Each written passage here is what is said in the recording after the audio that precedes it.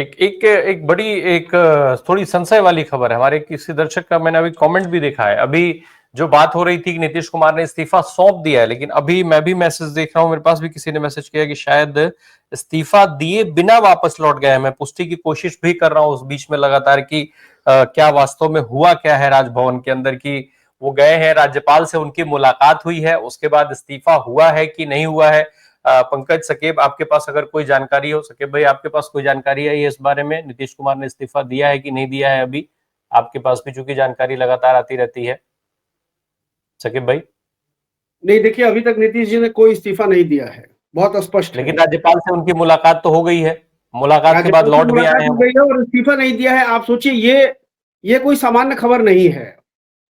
हाँ, और अगर उन्होंने इस्तीफा दे दिया होता तो इस खबर को बाहर आने में मिनट भर नहीं लगते। लेकिन हाँ, इस्तीफा नहीं दिया है, इस खबर को बाहर आने में इतनी देर क्यों लग रही है? ये है एक बहुत स्पष्ट सी बात है राम प्रकाश भाई।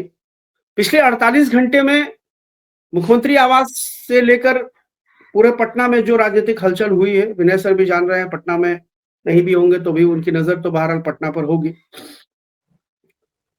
नीतीश जी इतनी मैसिव विक्ट्री के बाद अभी तक मीडिया के सामने नहीं आए हैं। एक बार भी उनका मीडिया से सामना नहीं हुआ है। मुख्यमंत्री आवास से बाहर नहीं निकले हैं। मुख्यमंत्री आवास के बाहर बीएसएफ और सीआरपीएफ का घेरा है। एक्स्ट्रा सीसीटीवीज लगाए गए हैं। एक्टिविटी मॉनिटर की जा रही है मुख्यमंत्री आवास की। क्या नीतीश जी की घेराबंदी कर दी गई है, किलेबंदी की जा रही है। लेकिन एक और बात मैं आपको बहुत स्पष्ट बता देता हूं, चूंकि अभी जैसे विनय सर बोल रहे थे कि अभी चूंकि माइनस नीतीश वाली स्थिति एनडीए के खेमे में नहीं है, अभी भी उनका 4-5 नंबर कम है। अगर यही भाजपा 89 के बजाय 95-96 पर होती तो अब तक मुख्यमंत्री के शपथ ग्रहण की तारीख आ गई होती शायद। लेकिन इसमें एक और बात है कि मांझी जी के 4 विधायक और उपेंद्र कुशवाहा के जो विधायक हैं, यानी मांझी जी के 5 है शायद, 5 और 4 9 या दोनों के 4-4 हैं। तो ये 8 से 9 विधायक जो हैं, क्या नीति 5 है, मांझी जी के 5 है और इनके 4 है, 5 4 9 9 विधायक हैं। 9 विधायक क्या नीतीश जी के अलावा भाजपा के मुख्यमंत्री को समर्थन देंगे?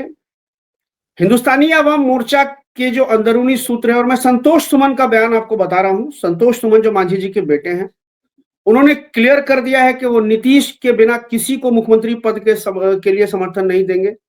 नीतीश की मौजूदगी में बिना नीतीश वो किसी दूसरे आदमी को सीएम बनने के लिए समर्थन नहीं देंगे। और यही हालत उपेंद्र कुशवाहा की भी है। उपेंद्र कुशवाहा ने भी कह दिया स्पष्ट कि नीतीश नहीं तो हम किसी भाजपा के मुख्यमंत्री को हम किसी भाजपा के मुख्यमंत्री का नंबर गेम में समर्थन नहीं करेंगे। हाँ, ये अभी विनय सर जो कह रहे हैं कि अभी उस संभावनाओं को तोड़ फोड़ करने की, देखिए ये आने वाला जो 5 साल है, ये बिहार की राजनीति का सबसे उथल पुथल वाला साल होने वाला है। ये टेन्योर जो होने वाला है, उसमें शायद 90 के दशक में भी उतना उथल पुथल नहीं होता था जितना अभी होगा। नीतीश जी मुख्यमंत्री आवास में बैठकर सबसे पहले अपना विधायक दल भाजपा से आगे ले जाने की कोशिश में लगे हैं, और बहुत संभव है। देखिए एक बात तो तय मान लीजिए कि अभी फिलहाल यूपी चुनाव तक अब नीतीश जी को छूने नहीं जा रहा है कोई।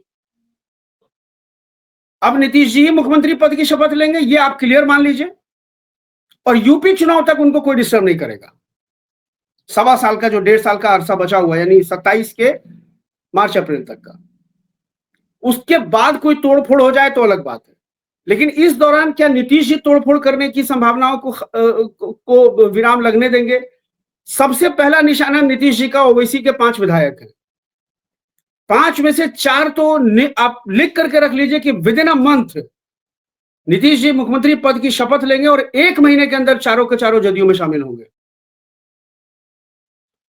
और एक जो बीएसपी से जीत करके आए हैं रामगढ़ से विधायक, उनको फौरन, आपने देखा कि पिछली बार पिछले चुनाव में एक बीएसपी से जीत के आए थे जमा खान चैनपुर से, और एक एलजेपीआर से जीत के आए थे राजकुमार सिंह राजू सिंह मटिहानी से।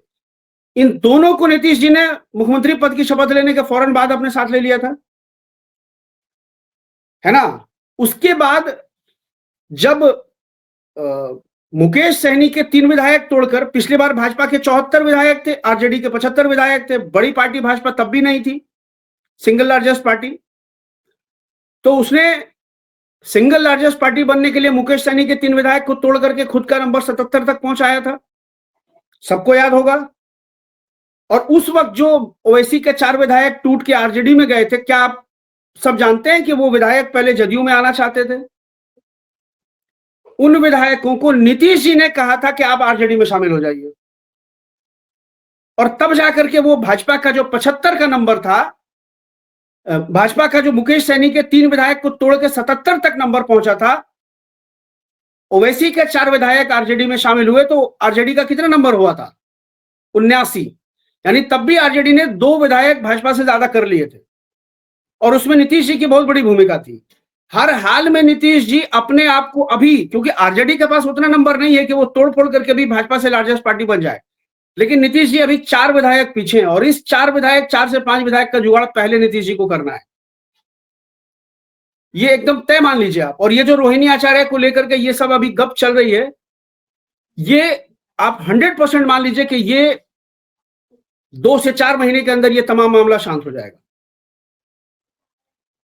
रोहिणी ने क्यों ये सब शुरू किया है? क्या उनसे शुरू करवाया गया है?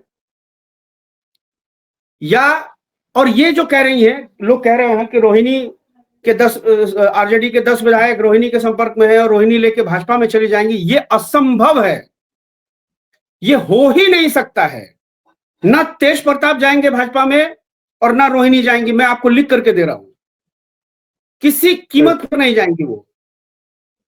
साकिब, चर्चा ये नहीं है कि वो भाजपा में जाएंगे, ये है कि चर्चा कि वो नीतीश के संपर्क, हाँ, नीतीश के संपर्क में जा सकती है, नीतीश के संपर्क में रोहिणी जा सकती है, संपर्क में है, वो भाजपा के संपर्क में नहीं है। हो सकते हैं, उनको भी पता है कि भाजपा में जाएंगे तो उनकी राजनीति पूरी तरह से खत्म हो जाएगी। बिल्कुल बिल्कुल, मैं विनय सर, मैं इस थ्योरी को बिल्कुल खारिज नहीं कर रहा हूँ। चचा भतीजा, चचा भतीजी कभी भी एक हो सकते हैं, इसमें कोई शक। और क्या ये लालू जी की सहमति के साथ होगा, आप इस पर भी ध्यान रखिए।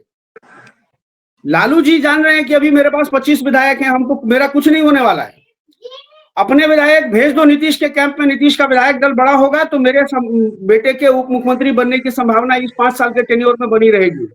बहुत संभव है कि ये लालू की सहमति से हो रहा हो कि आप 10-12 विधायक रोहिणी के नाम पर उधर शिफ्ट करा दें, भाई समान दोस्त के लिए। इस बात को समझिए राम प्रकाश भाई, भाई समान दोस्त के लिए नीतीश जी भी आरजेडी को 4 विधायक भेज सकते हैं एमआईएम के, कि भाई समान दोस्त का विधायक दल भाजपा से ज्यादा बड़ा हो, और भाई समान दोस्त लालू यादव भी नीतीश जी के लिए अपने 10 विधायक छोड़ सकते हैं कि तुम उधर जाओ ताकि नीतीश का विधायक दल बड़ा रहे। चचा भतीजा की राजनीति आप समझ लीजिए, आज भी परिणामों में इतनी तो बैलेंस है, एक तरफा परिणाम भाजपा के पक्ष में नहीं है, अभी भी सारे तमाम विकल्प खुले हुए हैं।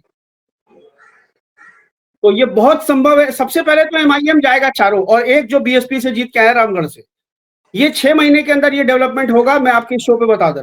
मुख्यमंत्री पद की शपथ नीतीश जी लेंगे, और सबसे पहला जो टास्क होगा कैबिनेट की मीटिंग के बाद, वो ये 5 जो विधायक हैं, अख्तरुल इमान जो प्रदेश अध्यक्ष, उनको छोड़ के बाकी के 4 विधायक और उधर बीएसपी वाले एक, इन सबको अपने पाले में नीतीश जी करेंगे।